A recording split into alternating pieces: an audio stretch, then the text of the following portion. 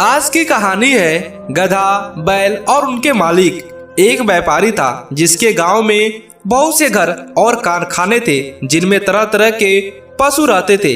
एक दिन वह अपने परिवार सहित कारखानों को देखने के लिए गांव गया। उसने अपनी पशुशाला भी देखी जहां एक गधा और एक बैल बंधे हुए थे। उसने देखा कि वे दोनों आपस में वार्तालाप कर रहे हैं। वो व्यापारी पशु पक्षियों की बोली समझता था। वो चुपचाप खड़ा होकर दोनों की बातें सुनने लगा। बैल ने गधे से कहा, तू बड़ा ही भाग्यशाली है, सदा सुख पूर्वक रहता है, मालिक हमेशा तेरा ख्याल रखता है, तेरी रोज मलाई दलाई होती है, खाने को दोनों समय जौ और पीने के लिए साफ पानी मिलता है। इतने आदर सत्कार के बाद भी तुझसे केवल यह काम लिया जाता है कि कभी कभी काम पड़ने पर ही मालिक तेरी पीठ पर बैठकर कुछ दूर चला जाता है। मुझे तुझे दाने घास की कभी कभी नहीं होती और तू जितना भाग्यवान है मैं उतना ही अभागा हूँ। मैं सवेरा होते ही पीठ पर हल लाद कर जाता हूँ। वह दिन भर मुझे हल में जोत कर चलाते हैं और हलवाहा मुझ पर बराबर चाबुक चलाता रहता है।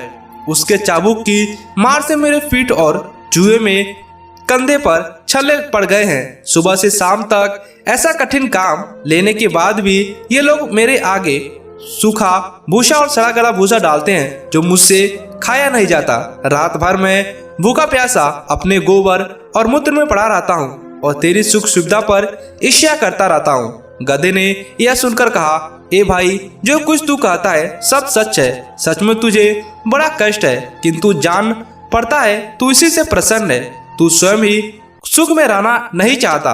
तू यदि मेहनत करते करते मर जाए तो भी ये लोग तेरी दशा पर तरस नहीं खाएंगे। अब तो तू एक काम कर, फिर वे तू इतनी मेहनत नहीं करेगा, तू सुख से रहेगा। बैल ने पूछा कि ऐसा कौन सा उपाय हो सकता है। गधे ने कहा, तू अपने को रोगी दिखा, एक शाम का दाना भूसा ना खा और अपने स्थान पर चुपचाप लेट जा। बैल को यह सुझाव बड़ा अच्छा लगा। उसने गधे की बात सुनकर कहा, मैं ऐसा ही करूंगा। तूने मुझे बड़ा अच्छा उपाय बताया, भगवान तुझे प्रसन्न रखे। दूसरे दिन प्रातःकाल हलवाहा जब पशुशाला में ये सोचकर रहा था कि रोज की तरह बैल खेत जोतने के लिए ले जाएंगे तो उसने देखा कि रात के लगाई सारी जौ की तो फसल वहां पर खड़ी है। बैल धरती पर पड़ा हाँफ रहा है, उसकी आंखें बंद है और उसका पेट फूला हुआ है। हलवाई ने समझा कि बैल बीमार हो गया है और यह सोचकर उसे हल में न जोता। उसने व्यापारी को बैल की बीमारी की सूचना दी। व्यापारी यह सुनकर जान गया कि बैल ने गधे को शिक्षा पर कार्य करने के लिए स्वयं को रोगी दिखाया है। अब तो उसने हलवाई से कहा कि आज गधे को हल से जोत दो। इसलिए हलवाई ने गधे को हल से जोत कर उसे सारे दिन काम किया। गधे को खेत जोतने का अभ्यास नहीं था, वह बहुत थक गया और उसके हाथ पांव ठंडे होने लगे। शारीरिक श्रम के अतिरिक्त सारे दिन उस पर इतनी मार पड़ी कि संध्या को घर लौटते समय उसके पांव ठीक से चल नहीं रहे थे। इधर बैल दिन भर बड़े आराम से रहा।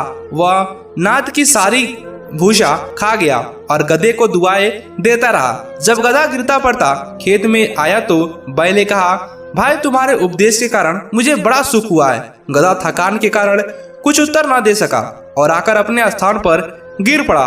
यह मन ही मन अपने धिक्कारने लगा अपने आप को कि मैं अभागा हूँ। तूने बैल को आराम पहुंचाने के लिए अपने सुख सुविधा का विनाश कर लिया हूँ। मंत्री ने इतनी दोस्तों इस तरह से गधे ने खुद अपने आप को मुसीबत में डाल दिया और बैल को अपने सुख सुविधा का भोग लगाने के लिए डाल दिया। दोस्तों, यह कहानी कैसी लगी हमें नीचे कमेंट कर बताइए।